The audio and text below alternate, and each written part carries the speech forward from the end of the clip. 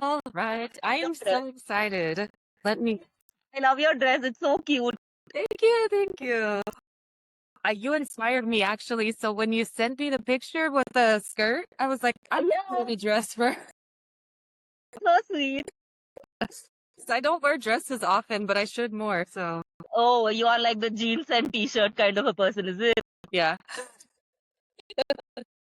But it's just because I feel like I don't have time to get dressed anymore. So I throw on anything. Yeah, I get that. But I feel the easiest thing is a dress, rather than jeans and having a ganji. It's true because when I put this on this morning, I'm like, that was easy.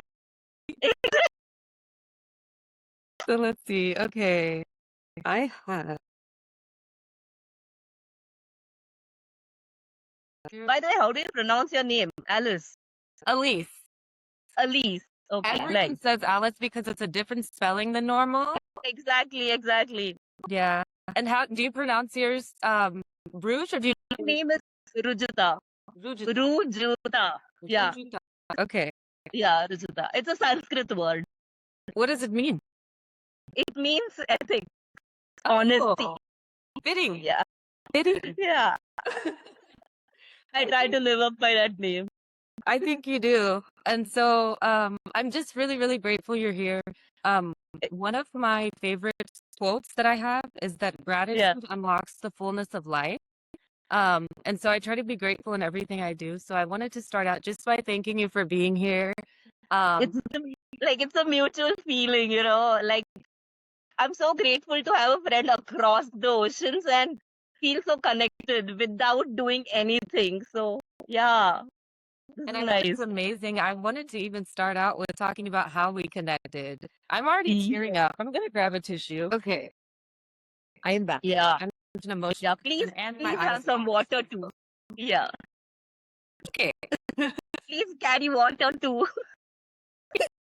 All right. So yeah, I wanted to start out just talking about first of all, you inspire me a lot. I know that we've only connected through, social media and so forth. Yes. I kind of wanted to discuss how we met. It's been a while. Yes. So I can't say honestly that I remember the specific details. I know that we both were somewhere last year. Yeah. self-healer circle, yeah. Self-healer. Yes. Dr. Thema's self-healer circle. Yeah. Actually, Go ahead. Yeah. No, ask your question. I was just gonna say, how did you come across it and what did you get out of it and what led? So I think the whole idea of self-healing is a choice that every individual has made, right? And then to connect, to come across people who have made that choice that they want to heal themselves is itself an act of courage, right? So for me, it just felt an open place where I found people who are courageous enough, who are vulnerable enough to accept it in front of like strangers, basically, right? Yeah. So that felt like that built the connection, and it was very easy in terms of someone being so honest, so courageous to take the next step in their life. And I think I'm also taking that step, but it's a process, right? Like you understand that it's a process. You just don't jump into it and you're there. So self-healing is a process. So for me, meeting like-minded people over there made me feel seen as well as heard. I think that's beautiful because you're right. Healing is a choice and it's a cycle. And so I think what people miss sometimes is that when you have a desire to heal, it does take a lot of courage. And at even times when you get the courage and you start to heal, I don't believe that people always recognize that it's a cycle. They feel as though maybe it's this linear process. And so if they continue to cycle or they find themselves running into the same issues, maybe in different circumstances, they feel, well, I can't heal. This is just my lot in life. This is how it is. And they become discouraged. And so I definitely think it takes a lot of courage and persistence. Even our connection, I've always struggled with maintaining some of my relationships because of a fear of vulnerability, for putting myself out there, you know, the guilt that you feel sometimes when you can't stay connected as often as you'd like. And so then I would find myself kind of retreating, but I'm learning and I'm still learning that community and connection is so important, you know? And so I think that was really great to connect with you, who is all the way in India. I'm all the way here in Texas. And that we Yes. maintain this, you know, Yes. this friendship and this connection. And I think it's really great. Yes. I see a lot of your stories in your post, you know, art, music, being very outspoken, which I love, and we'll get into that. Right. I think I shared, there was a podcast clip that you had shared. I forget her name, but she was basically saying that this is who I am. You can't tell me anything about who I am because I already know. She says, if I'm messed up, I know I'm messed up. You don't have to tell me, but I'm going to still show up and be here, you know, because we're constantly all learning. So, yeah. I think the first step is that acknowledgement, you know. Like I had this conversation the other day with one of my friends that he and like invariably he takes all the blame for all the mistakes that he does or for whatever decisions that have gone wrong. He'll keep talking about it. But he fails to acknowledge the good things that he does. He fails to acknowledge the intent that he has.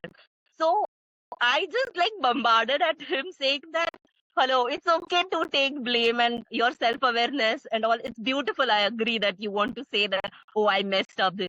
But at the other end of the spectrum is your courage, is your intent, is your goodness that is making you see that you messed up, right? And accept that. So why are you forgetting to acknowledge the good parts in you? He's like, no, that is like too much. I'm not a good person. And I'm like, no, honey, acknowledge the good in you. It's easy to take the blame.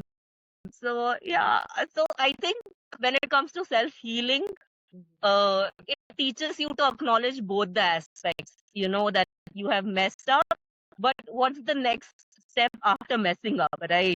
Or whatever mistakes you have done, you own them, you relearn, you unlearn, or probably you just like, okay, I messed up, I can't do anything about it, move on. That's And I love the unlearn. That's one of my favorite words.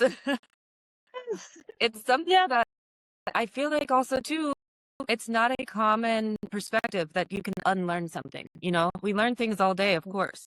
But you can unlearn things. And that I also think it's important, like you said, to have the self-awareness, but then also know that I don't have to dwell in where I made that mistake. I hold a very, what I would call maybe a controversial opinion that everything that we experience to an extent, I'll say, because there are some things that I wouldn't say that we should have had to experience. You know, some of us have had some very traumatic things. Yeah. But to an extent, a lot of our things that we become self-aware about or that we regret or that we learn from, they shape who we are. And so without those things, we wouldn't become better. And so I think it's always okay to have self-awareness, but like you said, we still have to acknowledge the good because there's duality in everything, you know? And so you can't accept one without acknowledging the shadow side and then acknowledging that I learned from that. That's the part that teaches me. So yeah, very important. And how do you understand? It's just not like unlearning it. It's just understanding why it is essential to unlearn. Yeah. Because then there are times where your tradition has or your culture has told you certain things that this has to be followed or this. But the other idea that is there, which is more practical, which is more sensible, so you have to unlearn that and understand that the times demand that unlearning. Yeah. If you have to be a better person or if you have to rise above those typical stereotypical patterns that people have, why is it necessary to get rid of them, right? Otherwise, what is your growth basically, right? Exactly. And you just brought me to another point. I think a lot of people are scared of growth and where it may lead them sometimes because it goes against their tradition, their culture, society, whatever it may be. And one thing I wanted to mention, I think you shared with me before that you're not particularly religious, correct? Okay. So I would consider myself as agnostic, like because okay, this is a very sweet question. I mean, religious. How do I look at it? Yeah. I love to go to mosques. I love to go to temples. I love churches. Like every even gurudwaras. If you have heard about it, What is it? I like the gurudwara. That is the Sikh people's temple. It is called as gurudwara. Okay, I like to go to all these places. I totally admire because I find the human ego at the lowest in these places because everyone has come there to ask something. Yeah. So you're not coming there to, say that, oh, I something bad has to happen to the other person or let this. You come there with like surrender. You come there to say that please accept my prayers or please forgive me for my flaws or whatever. So I find these places calming, peaceful, only because the human ego is at the lowest. Yes. So, and everyone wants something good to happen to everyone, right? So, that is a very peaceful feeling. So, I would consider myself as agnostic, and I'm comfortable with every, like, whatever you pray for or whichever religion you talk about, every book, religious book tells you to be a better human, to be good to others, to show kindness, to show forgiveness. Yeah. So I don't think so any God will be saying that, oh, do bad things to this person or do this. Correct. None of the scriptures have that. So if we are able to respect that with every religion on this planet, then we are better. That's all. Agree. So that's something I get a lot of misconceptions about myself and my faith because I do incorporate faith in what I believe, but I don't think that faith has to align with religion specifically, if Exactly. if I'm saying that correctly. But to further explain, I grew up believing in that I was agnostic. When I was about 15, I had a teacher introduce me to Hinduism, Buddhism, all of these cultures and religions, and I was always very drawn to them. I find that it doesn't quite matter what you believe if you believe in benevolence and good. Exactly. Yeah, and so I'm very open to other people's beliefs as long as they are in alignment with that which is good and that which is true. And so even in America, there's a lot of the Christian culture. It's it's very forward of me to say this, but I don't identify even as Christian, even though I believe in Jesus. I even recently learned, and I don't know if you may be aware of this, but and I may not be saying it correctly, but there is a mantra that's they did a song about Tara, I believe. It's like it's gonna bother me if I don't remember it. It's in my playlist, but I was reading about it and reading the lyrics in the mantra, and it's basically about balance and equilibrium and things like that. And it's traced back to what's playing. But it's a mantra that's turned into a song, and it comes from the Hindu culture, I believe, and one of the deities there. And I find it so peaceful. And so my point in saying that is that I think you can look to all religion and belief and find what resonates. And that's how I operate because I grew up being exposed to Islam, Christianity, and different forms of Christianity. But I also had a grandmother who was into tarot and astrology and all these things, and she was a very positive person, and you grow up here thinking if you do anything outside of Christianity, it's witchcraft, it's bad, it's evil. And when I learned to step back out of that fear, I was able to open myself up to more things, and I feel like more healing was able to flow. And so I think when people are able to remove the restrictions of religion, they're able to, kind of get more out of life. I think from my childhood, like this is a very funny thing that my dad was a scientist. Okay. He worked as a scientist in weather forecast division, and my mom was a principal of a school. So the thing is that he being a scientist and still being doing all the rituals of Hindu deity and stuff, it always felt like a contradiction for me, right? Because science tells you to question, science tells you to find evidence, right? And God is pure faith. You don't question, you just trust the process, like basically, right? Yeah. So for me, it felt like I used to question my dad, what is God and why do you are like so religious, like following all the rituals and stuff. So I used to have conversations with him, and he always said that I'm going, like, this is me, uh, who accepts certain things by faith and who does the questioning by other things. So, and I'm not going to tell you what is like what you should follow. I'm going to tell you what is right and wrong, and I'm going to allow you to make those choices. So there was a lot of freedom, and I used to make greeting cards for my neighbors on Christmas. I used to go and celebrate Eid at my friend's place. So for me, there was never a restriction, or there was never a thing that said that this is not us or this is not what. It was always welcoming. It also gave me that there are numerous possibilities, and whichever place, or let's say for the sake of it, that whichever other religion that I interacted people with, I never felt anything else than basic humanity or basic decency or basic warmth, that one person welcomes the other.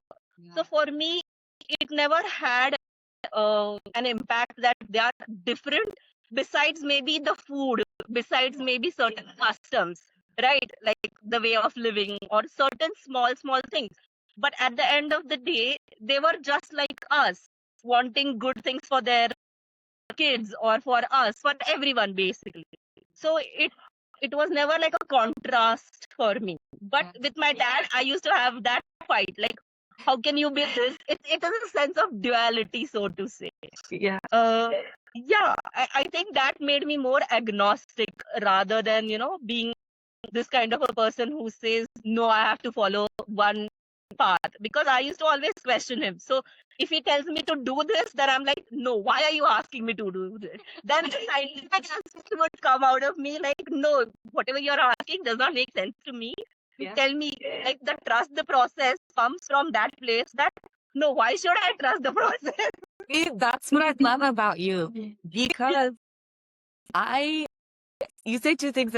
First of all, your dad being a scientist, but also having faith is very interesting. You don't always find that. Yeah. I learned through my journey, I like to blend the science and the soul because I find truth in both. And Exactly. what's so funny with your story that you just shared is that it seems like you almost had a bit of a rebellious nature, something that I admire. Always. I admire that about you, because I will see some of your posts that are like, absolutely not, or we need to stand up and do this. And I love that, because as someone who grew up with their autonomy challenged, I, by nature, was a very wild child, believe it or not. And I was Welcome to the club. right? And I felt like over time I was shrunken down, and I tried to fit in the lane to be cooperative, and that formed me into a people pleaser, which at 38 I'm still working my way out of. And so I think it's great that you kept that questioning and that, well, why? Because I think that is the only way that you find out who you really are. If someone tells you you can only live in the yellow box, all you're going to know is the yellow box. So I think it's a matter of the best religion is humanity, more than anything.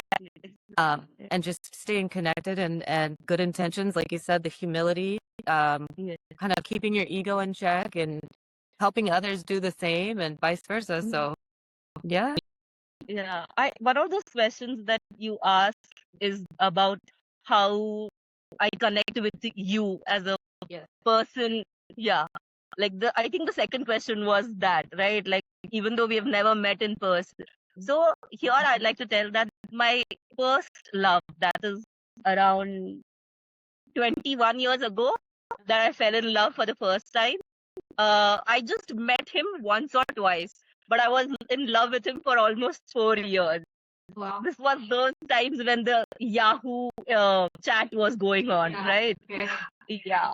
So that was that was easy connection for me. Okay. After that, I made a friend. He's still my friend. Okay. Uh, we again the grief that I and he shared of losing our parents made us connect. Okay. On Twitter. So the first question he asked me, so how is your mom? And as I said, no, she's no more. And we were connected for 10 years till the time we met. Although he stays in Bombay, I stay in Pune. I mean, right now I'm in Bangalore. But we were just apart 3 hours, but we met after 10 years. Okay. Wow.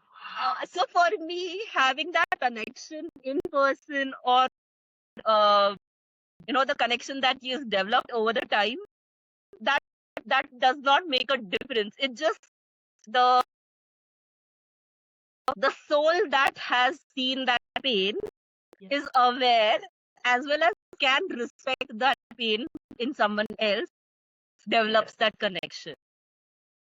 I do have someone right now too in my life that I've not met in the last 3 months, and we are still connected. We stay in the same city.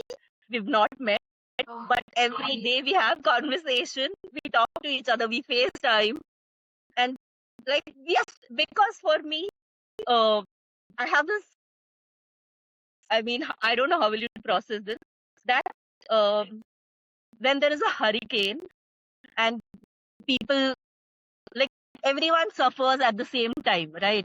Right. So it is natural to develop that bond in that time, right?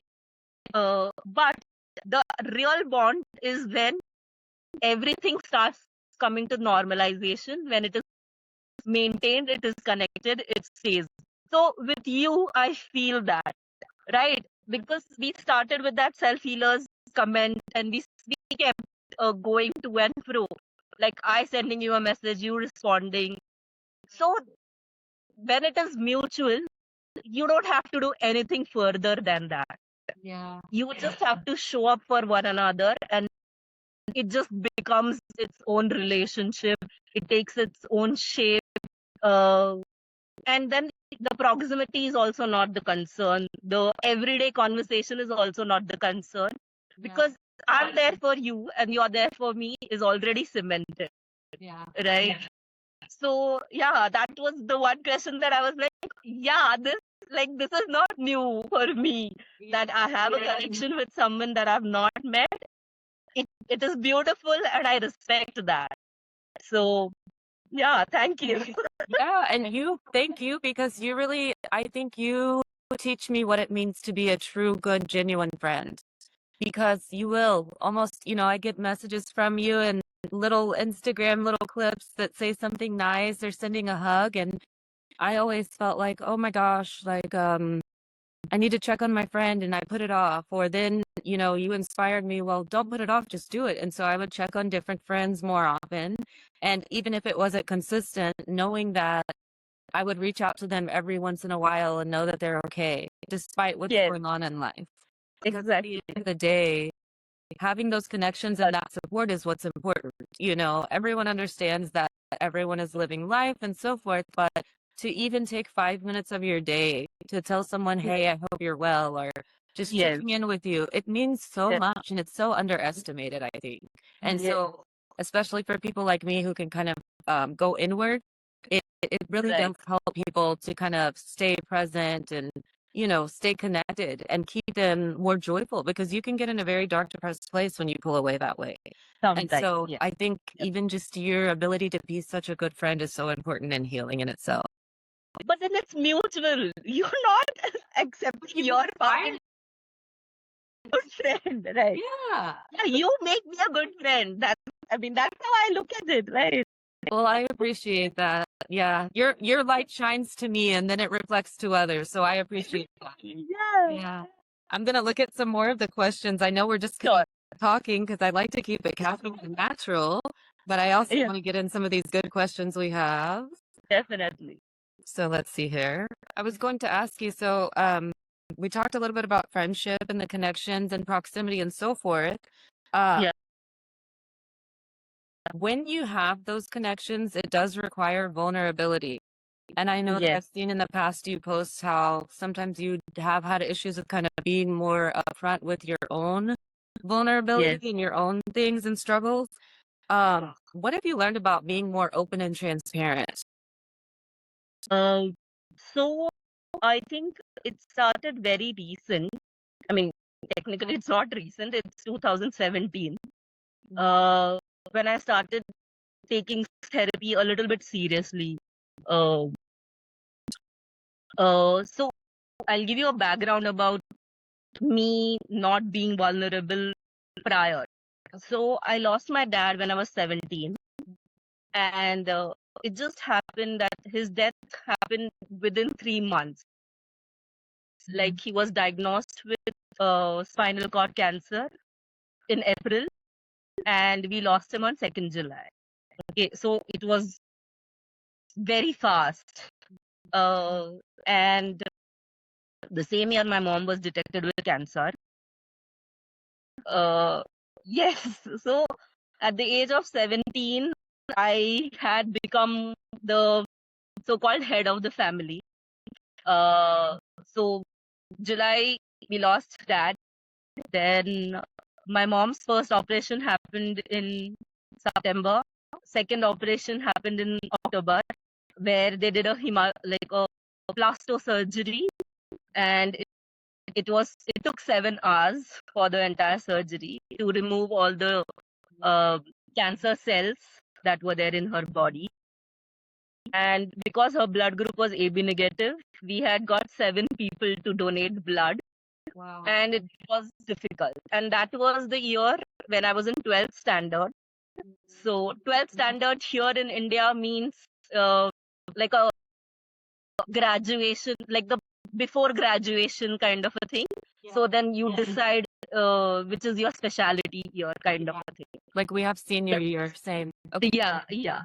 So like that. So I was in 12th and this, like, I have a crazy memory thing, so I know like date and all. So her operation happened in October. The chemo started on 2nd November, and 13th or 14th February, her chemo stopped. Like the 6 sessions of the chemo was completed, and the next day I had my 12th board exams, and I went like all this was happening. Me, yes. So this the sense of vulnerability or the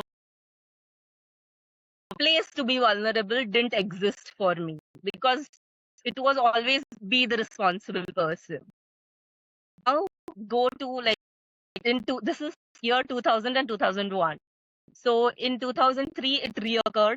We did 3 chemos, and then she used to like, my inspiration is like, the biggest inspiration is my mom, because on Thursday she used to do the chemo. The side effects of chemo were seen on Sunday, Saturday night. Monday she used to go to the office.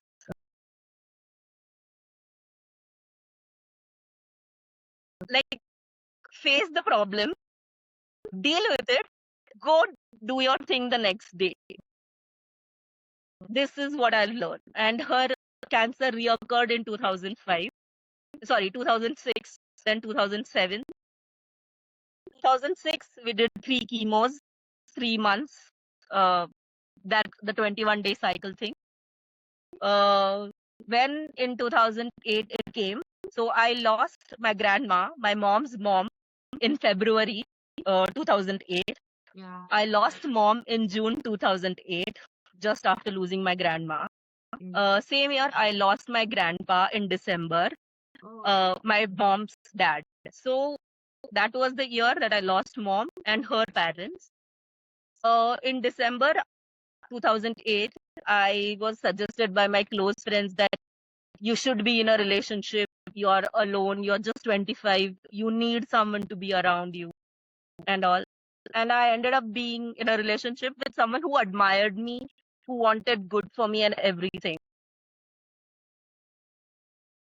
In June 2009, I lost him because he had a heart attack in his sleep.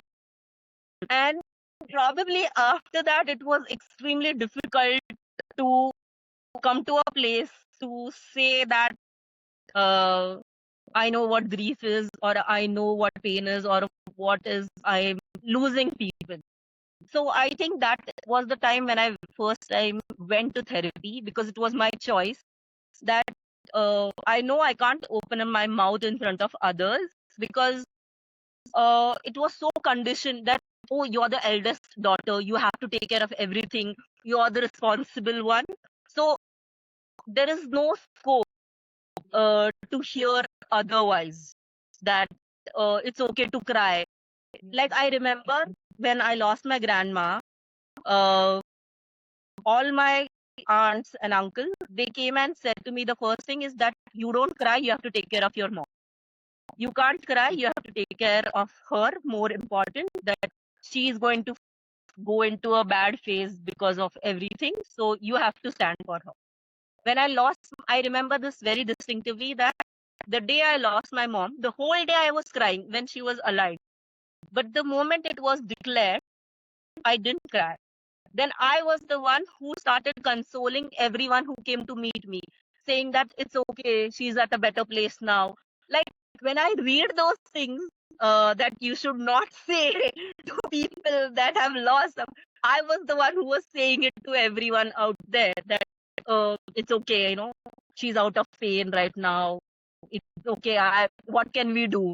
Yeah. This was and everything. Like, I understand that was my coping mechanism, to reassure myself that it's going to be okay, rather than being that person that I need help, or thank you for showing up for me. It was never like that. So when I went for therapy, uh, I knew that I write down things. I have a diary. I've always been that person who writes diary. So it was very, very easy to write down my feelings rather than speak it out. In therapy, I learned that I need to voice, like, whatever I'm feeling, I need to speak.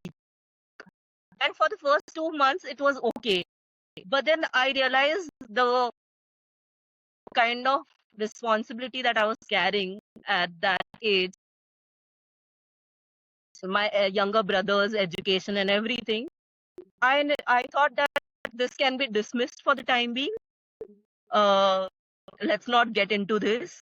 Uh, it's okay to have, wanting to share feelings or wanting to express that. And for a while, I tried to do that. Like, I was trying to find people who can listen to my pain. Yeah. But I was again made to realize that it's okay. What can you do? Yeah. Or I never heard that you want to cry, go ahead, please cry. I had never heard that. Yeah. So for me to come to a place, not even from my relatives, not even my immediate friend circle, not even from the kind of new friends that I made, it was extremely difficult. So till 2017, it was never coming out and speaking, how do I feel? In 2015, certain things in my life changed, extremely changed. And uh, that had given me the desire to commit suicide. I've been there. Yeah. So then I went to Vipassana. That's a 10-day course. Okay. And that that's when I learned that I need to look into myself, my thoughts, what is it, what are the things that are triggering, and what is the need that is not being fulfilled. So after that, when I started therapy, I understood that I have to start speaking my truth. Yes. And there is a distinguish between facts of life and my feelings. So, like, with a random person, I can definitely tell that, oh, I've lost my parents. But with a confidant or with someone close to me, I can say very easily that I miss my mom, I miss my dad. So this is the feeling aspect of it. right? So to come to that place and to find those people was the task, basically, where it was allowed to express that feeling, where those written words got the voice, not just in front of the therapist, but in the circle. So, like the person that I told you about, Bhaskar, he's a 10-year-old. After 10 years, we met. Bhaskar, he was the first person that allowed me to speak about my feelings. Yeah. He's still my best friend. And we fight. We have conversations about my feelings, like this question, what is the need that is not being fulfilled, is his favorite question. Okay. My other two best friends, Harshu and Pooja, they are like, I don't need to speak anything. I can just cry and they will hold place for me. Yeah. They'll not ask why are you crying or what is the problem or how can we help you. No, you're feeling like crying, cry. It's okay. Yeah. They don't even say everything will be all right. Yeah. They just say we are here for you. That's all. Yeah. So that is 2017 and forward. That was the pivotal time for me to learn to be vulnerable. And also it was like a trial and error thing. Yeah. For sure. You see or you test the waters, that how this person is able to hold place for you, or how uncomfortable this person becomes when you try to share feelings. Then you're like, okay, this is not the person that can hold place for me. So it's fine. And there is no negativity. It's just that this person cannot hold place. That's all. Or it does not even come like I have too much expectations from this person. No, it's like maybe the life experiences this person had, or the kind of emotional regulation this person has is totally different than mine. That's a beautiful way to look at it. Yeah, so it's fair. Like, it's not even giving them like a benefit of doubt. It's just understanding that not everyone can hold place for you, and that's okay. Right. But you just have to keep testing it, and you have to understand your own thing, that what kind of a conversations these people have, or what kind of responses they have.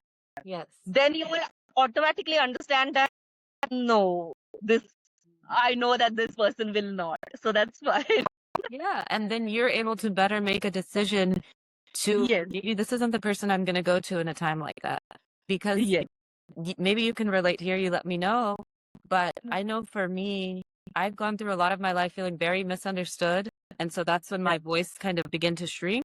And I didn't want to be vulnerable and open because I felt like when I did try to express my feelings, I didn't have that awareness yet that maybe somebody has not, I don't know if I want to say every time that it's emotional maturity, but they maybe just haven't had certain experiences in their life where they can even relate or understand. And so that's not their fault. But now that I have that awareness, I don't have to be angry every time someone doesn't understand my feelings.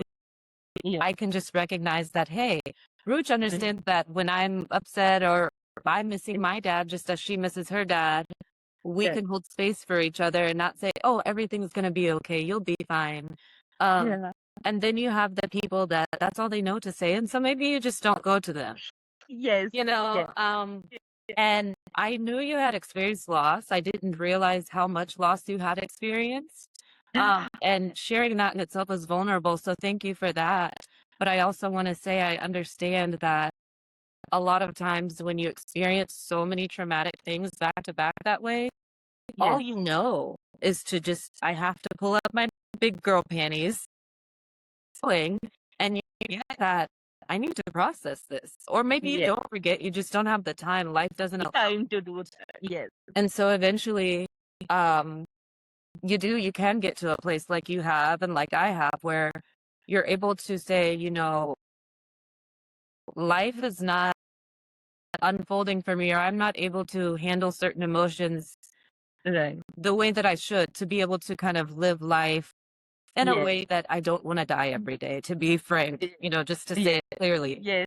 Because I've been in that space too where I felt very hopeless, and I felt like I've been through all these things. I've had all these things happen to me, and, I'm expressing to the wrong people or whatever. And so I began to turn inward and think, what is wrong with me? What's wrong with me? And I started therapy because my therapist said, well, why are you here? I said, because I want to find out what's wrong with me.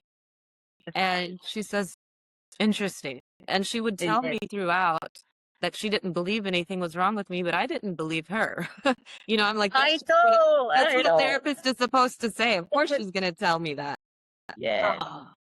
But what I learned is that she taught me that we sit with our emotions. Like you said, when you feel sad, allow yourself to have the moment to feel sad. Because what happens when you don't allow yourself to have these darker emotions, you end up internalizing them and they come out in horrible ways throughout your life, or they can cause chaos because you haven't allowed them to just kind of flow over you. I like to imagine, because I don't like to cry. I'm okay. I totally get it. But I've learned that when I feel sad, let it out. I don't have to wallow in bed for 3 days, or maybe I do. Maybe I do. Yes. But maybe I do. Yes. And I'm allowed to feel that way. True. Yes. Yeah. And even if I sit for 5 minutes, I think, okay, this is an emotion. It's going to wash over me like a wave. And gone. And so I think it's really good to find that you can be vulnerable and you can speak to your feelings, and knowing who can hold space for you and who can't is very healing in itself, because you know who to go to. Also, kind of gives some balance to your emotions. So I think that's great that you shared that. Yes. In this, one of the things that is there with emotions is that for me, I was not able to cry for a long time. Because the you can't cry had made a huge impact on me. Yeah. But on the other side of this, when I watch a emotional scene in a movie, when I read a book that is extreme, that the character goes through turmoils and everything, or I see a play or music that has that, the sadness tone or something, I weep. I literally weep. Okay. And I had this conversation with my therapist saying that what is wrong with me that I'm able to cry like on this scene. Like I'll see the scene anytime, I'll start weeping. Or I read this book and I'm 100% sure that I'm going to cry now. Yeah. But otherwise, when it's my own feelings, I'm like, it's okay. I just have like one small this thing, or my eyes well up. That's about it. And she's like, you are able to understand others better, but you deny that understanding to yourself. Thank you, because you just helped me. I think I do the same, and that's such an epiphany I'm having, because I used to hear my father committed suicide in 2000, and I when I would share the story after, not immediately after, but shortly after, I would tell people, oh yeah, my dad killed himself. Oh, my dad shot himself in the head. Oh, I had to step over my dad's brains on the curb when they were cleaning up. And they're like, why are you saying that with such a straight face and no emotion?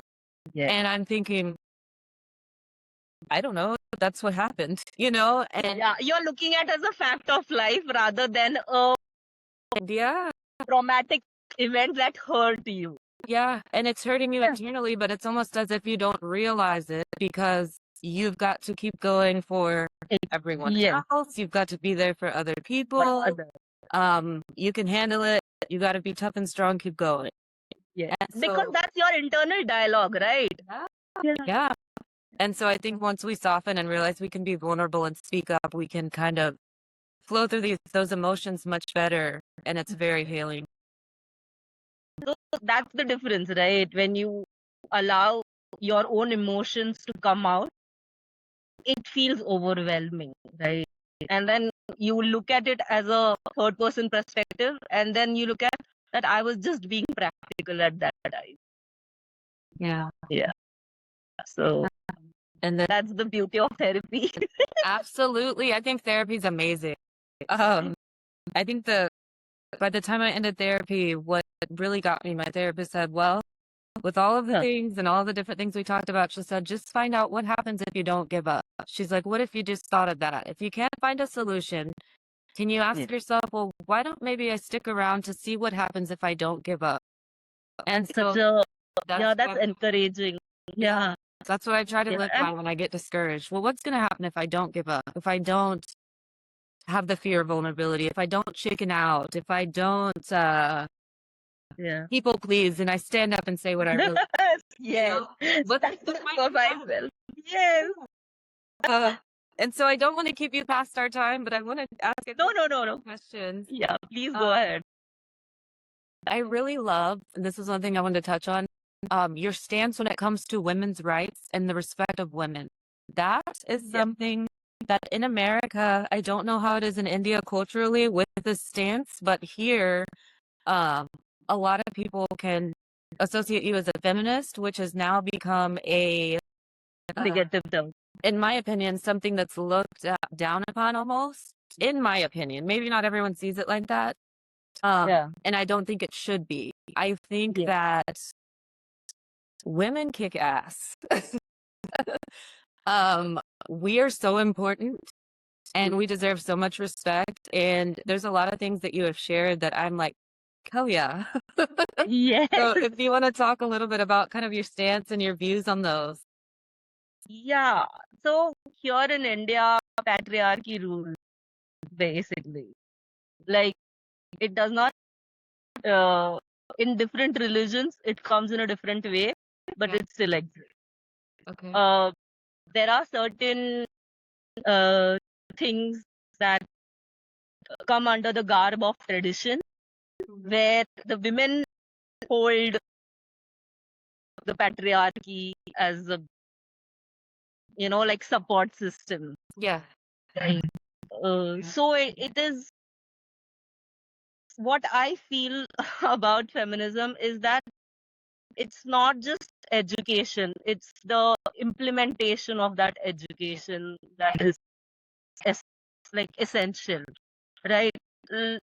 More, what I've learned is that the more the people that I interact with misunderstand feminism as putting down men. But it's just uplifting other women. That's all it is. Yes. Equality does not mean that we want to do the jobs that men do, or we want to be that strong or whatever, like the physical ability. I don't look at it in that way. It's just looking at women as humans to begin with, right? Also, because in India it is mostly considered that the household chores or the taking care of the kids and being the proper host becomes a women's responsibility rather than a shared responsibility, right? Like suddenly the mother has to do everything. She has to earn, she has to feed, she has to take care of the kid, she has to maintain the house and everything. So I feel, and the worst part about this is that women take pride in that. That I'm capable of doing it. Here, there is one story that I totally appreciate. That one of my friends, and it's a boy. So his mom was a professor in some college, and he was the only son. So he used to see how much his mom did at home. He used to look at it as my mom does the household chores, she does teaching, she comes home and cooks again and does everything. And when we were about, like what kind of a girl are you looking for, like dating time. This is sometime maybe 18 years ago or 20 years ago. Okay.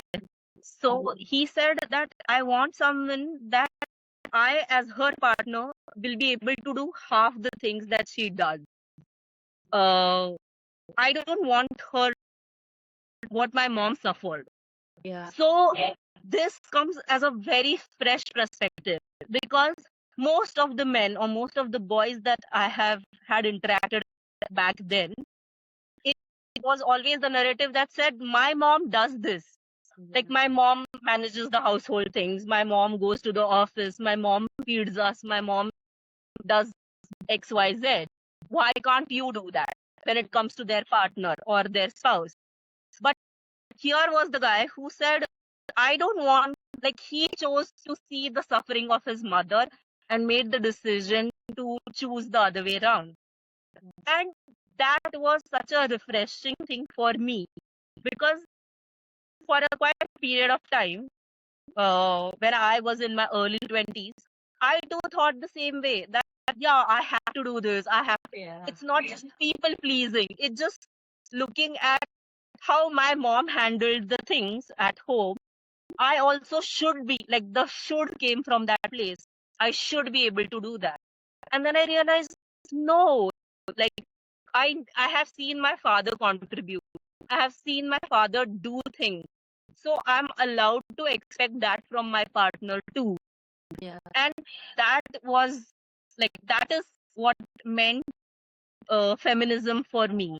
That the ability to talk to a guy and see how he looks at his own mother's life journey and what he learns from it, or how he supports his own sister, his friends, or the kind of partner that he would want to choose, gave me sensible friends, I say, when it came to men. Because that was a good parameter to have friends who know, like, who make you aware that, yeah, he looks at me as someone, as an equal human. So for me, that is what feminism is, that uplifting the other women. That's it. And allowing her to be her. Yeah. And always letting her know that she's looked at, she's heard well, and her dreams matter. Because both my parents allowed me that. Yeah. Even though I am a girl in India, uh, coming from a traditional, so-called, not traditional, but coming from the typical household, my parents never said that you should cook, you should do this, or we never had that this is girl's job and this is boy's job. Yeah. Which is very common in India to categorize that, right?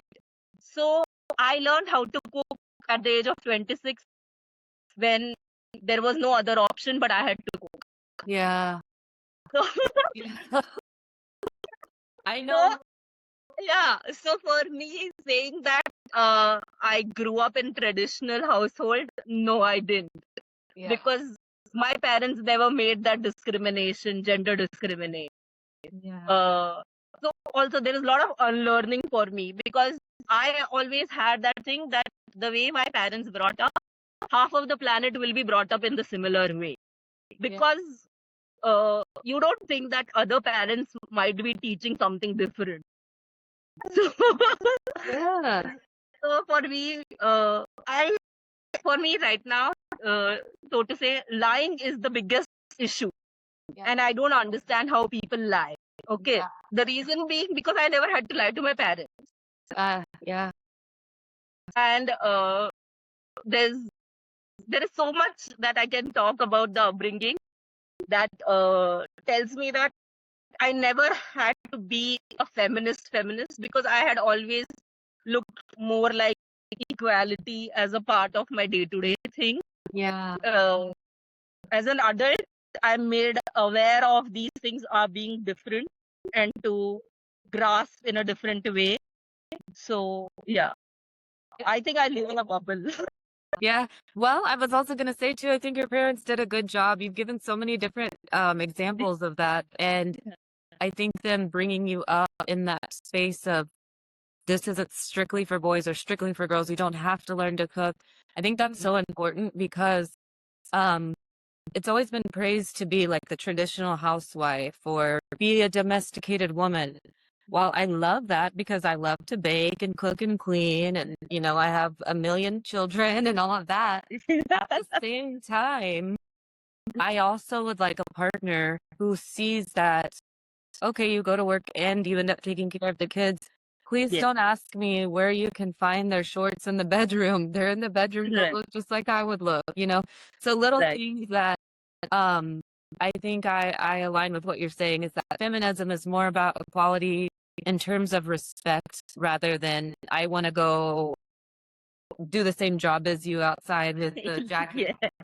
Yes. You know. Yes. Yes. So I think that's really important because it's not something that I always recognized as important growing up. I used to take pride in like, well, I'm Huh. traditional and I do the womanly things. And as I've Right. gotten older, I have moved away from that because it feels very imbalanced. And I think for Hmm. women, it causes an imbalance in us because we get overwhelmed and stressed. And, there's so So much that we already carry as women. Um, that I think that there should definitely be a lot more equality on that front. So, um, yeah, I think more or less I would want that to come from women rather than looking it as an external validation from the men that we are giving you equality. It should be like we are equal. Like you have that as the baseline to begin with, right? you're not doing me a favor. Like, Yeah, exactly. it should just Exactly. be. Be exactly. Yeah. But then I think it will take 2 more generations to go there.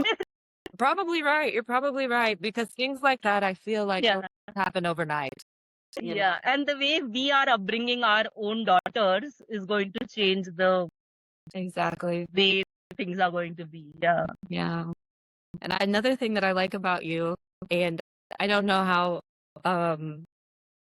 because I think we have the people that we can share certain things with and those that, everybody's different. But one thing I also really love about you is that your sense of humor. Um, because, and this is what I like, you can be a positive, loving, love and light person all day. But I think also when you've been through a lot, um, in my experience, a lot of people who have been through a lot of traumatic events end up with a very funny sense of humor. Some people may call it dark, offbeat, however you want to refer to it. And I've seen your humor and I think it's hilarious because I think when you're someone who is healing or into healing and things like that, people expect you to just be prim and proper and nothing can be said that is out of line and this, that, and the other. But I'll be very honest with you, I curse like a sailor and some of my jokes are out of this world. Like, I can't believe she said that.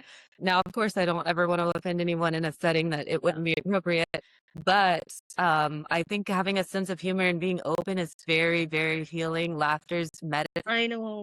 I know. And it also, for me, represents a sense of understanding and acceptance of people when you let them be themselves all the way down to their wild sense of humor. So if you want to speak on that, I think that would be awesome. I think I'm very good at bad jokes. See?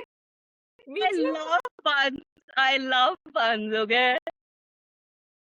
Yeah, like dumb jokes come naturally to me. I don't know why. Yeah. It's like sometimes I say that I need to throw a dictionary on you so that you'll understand the words that are falling. Oh yeah. And even like it just lost me. Oh, my sarcasm.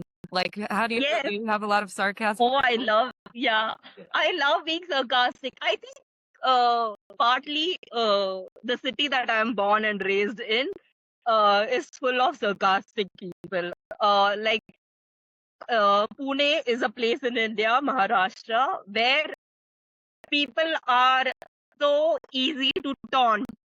The people who are born there, they will taunt so in the most like a one-liner thing. Okay, so I think that comes naturally. Okay, so do you think it's common culturally there? Do you feel like? Yes, yes, yes, yes. It's there. It's there. Yeah, and the older generation, if you just sit with them, you will be like, yeah, I didn't see that coming, kind of a thing. Okay, Aw. so also I think the friends that I have had, uh, all of them have this weird sense of uh, humor. Okay, and like we have discussions about, like for example, we had at 12:30 in the night, in the middle of the road, we are discussing that if vampire drinks blood, is it necessary? Do we need to understand that the blood has to be of the same type that the blood the vampire had? So, oh my god! And we can have this like a full-fledged 1 hour conversation about it. I think this comes from the friend circle that I've had, that we were able to have these dumb conversations which we used to take very seriously unnecessarily. I think that comes from just the allowance of being crazy, or uh, looking at things in a different way unknowingly, and then finding something dumb around it and just blurting it out. So That makes people so unique. It's so funny because I think a lot of people get afraid of, oh, someone's going to look at me strange if I say this or think that. I think it's hilarious. I laugh at myself all day with the silly things that I come up with. And I'm just like, and I'll be around people and they'll just be looking at me and I'm snorting, cracking up, laughing at the joke I made, yes, And I just think it's healing. And I love it because anything that reminds me of my grandmother always makes me happy. She passed away a couple years back, and 7 years ago, actually. And she was always known to have a witty, sassy sense of humor. And so if you would make a joke at her, she'd say, "Oh, don't be like your face." And we're like, "Well, what does that mean?" She's like, "Funny looking," so she was always very witty like that. And so anytime somebody cherish those memories with her. Yeah, so it's really good. It's a good banter, right? Like the to and fro of it is the best part. Yeah. Gosh, there's so much. We may have to do another one, but because this, I'm going to do just a couple rapid fire questions, whatever comes to your mind first. Yeah, please. So, art show or music show? Music. Music, okay. Yeah. Because art, if there is a guided tour, then art show makes sense. Okay. But otherwise, music, yes. I would agree. I like art and music, but music is a little more moving to me just because it's, and live shows. Yeah. Live music shows. Yeah. Okay. Yes, live for sure. Yeah. Silence or deep conversation? Depends on the person. Yeah. Like we talked about, right? Can they hold the space for that deep conversation? Yes. Laughing through pain or crying it out? I think I have done laughing through when it is happening, but then when I'm all alone, I can't. Oh no. Okay. Yeah. Whatever you have to do, right? What makes you feel most alive? Being underwater. Say again? Being underwater. Really? Yes. When I dive, I can be underwater for almost 2 minutes and I can open my eyes, and I love that. If we can, I hope we get to meet in the future. I believe we will. I'm going to say when we do, you have to share that with me because I am afraid of being underwater. It is one of my biggest fears. I feel claustrophobic. I love the water, but I'm afraid to go under. I had 3 experiences when I was young where I almost drowned, so I have to work that out. Yeah, I get that then. But I wish I could. I would love it, I think, if I could get I like when it rains and I'm in the pool. Yeah. Oh yeah, that's nice. I'm starting to like the rain more that I've gotten older. I used to not. I hate thunders. I hate thunders. Really? Thunder. Like lightning. Yeah, exactly. So I shout, like now I've learned shouting back at thunders that I'm not afraid of you. I just don't look. I'm still a baby. When it's lightning really bad, I go under the covers and I'm like, no. At 38 years old. The noise that scares me rather than the visual. Yeah. I shout back. I'm not afraid of you. Go ahead. That's good. I'll have to try that next time. It's Yeah. probably empowering, honestly. Yes, it is. One thing you're currently unlearning. God, setting boundaries. It's still a task. Setting boundaries. Yeah. It's still a task. One of the most difficult things for me. There is a book I will have to send you. You may have already read it about boundaries. It's really good. I can't think of the name. I can see it in my head. I'll have to send it to you after. You may enjoy it. Sure. 3 more. One boundary that you're proud of. Right now, I don't have any boundary as such that I should be proud of. Still working But on it. but I think I immediately stop talking when I understand that the other person cannot hold space. Okay. Like and also I've learned that there are people who are extremely toxic positive, that their comeback is always, so what, this and that. And then I'm like, okay, no, I understand, like, this person wants to have that. So that is what I'm learning, as in able to voice that out. That's a So good that one. is the part. Yeah. Yeah, toxic positivity is a good one. Yeah. What is one thing you wish more people understood about you or a topic, if you don't want to use yourself? I don't think so I have ever struggled that people should understand me. Okay. It's okay. Like, it's your perspective. You can look at me with whatever experiences you have had. So you're going to look at me through your own filter and your own understanding. I think that's a beautiful perspective. We all seek to be understood, and I don't know that we should. Yeah, like, there's this one thing that I have learned about humans in general, is that they need to understand to accept someone. If you don't understand something, you struggle to accept. But for me, that was never an issue. I accept people. I don't need to understand them, or I don't need to understand where it is coming from, why they are behaving the way they are behaving. They have their own reasons, and they are allowed to have their own reasons. If they feel comfortable, they'll share. If they don't feel comfortable, they'll not share. It is as simple as that. Can I hold a space for them? Yes. Should I hold a space for them? That might be a question, but it's okay. I've never had that thing that I should fit in from my childhood, because I think my parents have never compared me with other kids, that you should do, like, you should come first, or you should follow this thing, or he's doing great in his life, why aren't you doing? This was never. So I struggle with understanding jealousy also. Yeah. In that way, because it's like, yeah, he did great things or she did great things. Great. If I want to do that, I will do it. If I don't want to do that, I'm with you on that one. Jealousy is not something I've ever understood, because I feel like if you're going to be in competition with anyone, it should be yourself, to better yourself, because what you've gone through and what I've gone through are completely different lives. And so if I get to point A in 10 years, but you got there in 2 days, well, maybe it's because our lives were set up that you could get there faster and I needed some more lessons, Yeah. Also, too, what you mentioned about with boundaries, and if someone doesn't understand you, do you feel that, like you said, maybe I need to hold space for them, maybe I don't? It kind of depends on the situation.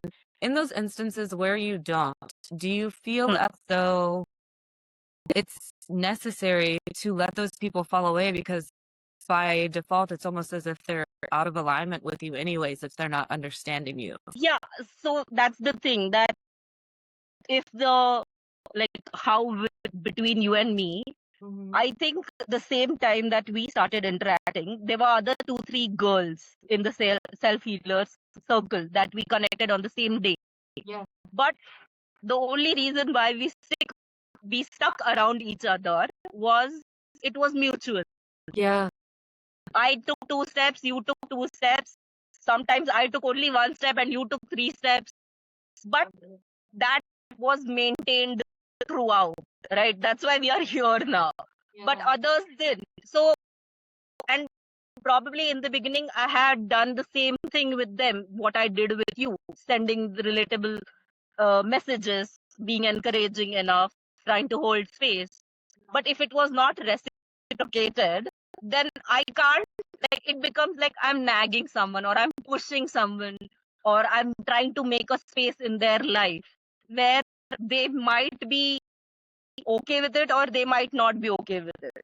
Yeah. But it is like I'm okay with things falling apart over the period of time.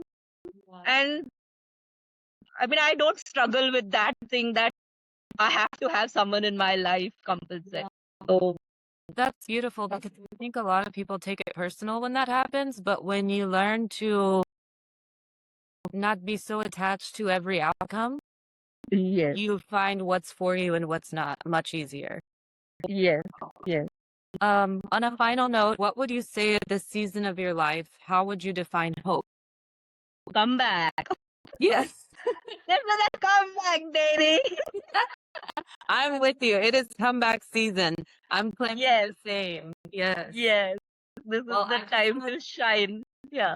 no, go ahead. I said this is the time to shine. Yeah. Absolutely. Yes. Yeah. Well, I Yeah. just want to thank you for coming on with me and having I this conversation. appreciate this a lot. Yeah. I have really enjoyed this. I wish we could go Likewise. longer. Sure. I'd love to do it again. I truly believe we'll stay connected. Definitely. And of Yeah. course, we'll continue to talk. I'm sure I'll text you later or tomorrow or something. And now that we have phone numbers, we can FaceTime and text. Yes. I misunderstood you earlier. But I can Yes. always text and FaceTime, not just Instagram. Yeah. So Yeah. it was so great talking to you, and I really Yeah, appreciate you. likewise. I appreciate this so much. There's this thing that felt so natural. Yes. I didn't feel that I'm talking to you for the first time, right? Like I wanted to get a confirmation that my voice is so bad. I have throat infection. Thank you for that. Because I'm like, oh no, she has a throat infection, but you said you were okay, so I'm like, okay, and you sound fine. My only concern, because this is a podcast, my voice has to be at least better, if not bad. I know it's fine. All I need is one more ice cream. Yeah, just to soothe it. Yes. That's Yes. awesome. So yeah, thank you. Yeah, thank you. This is so beautiful, like to have a friend and to make a friend at this age of life. Oh yeah. It's amazing, yeah. And I feel female friendships grow at when the women understand their own worth, they attract the similar kind of females around them that know how to strengthen, how to support each other.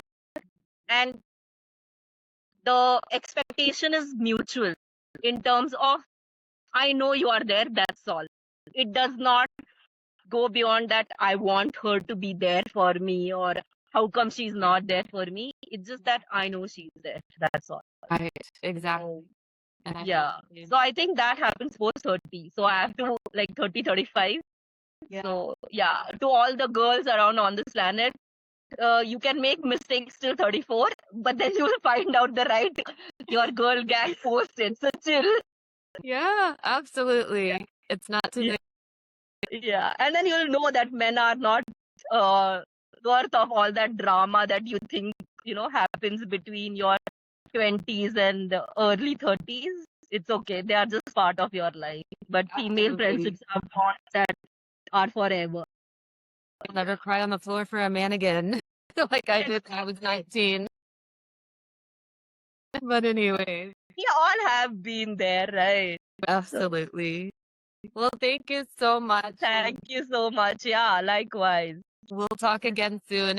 Okay, take care of yourself. Stay hydrated. Yes, you take care as well, and I hope your throat heals soon. Yeah, one more ice cream and I'm all right. All right, it's a good evening. Okay, here, bye-bye. So Take care of yourself. See you. Yeah. Bye-bye.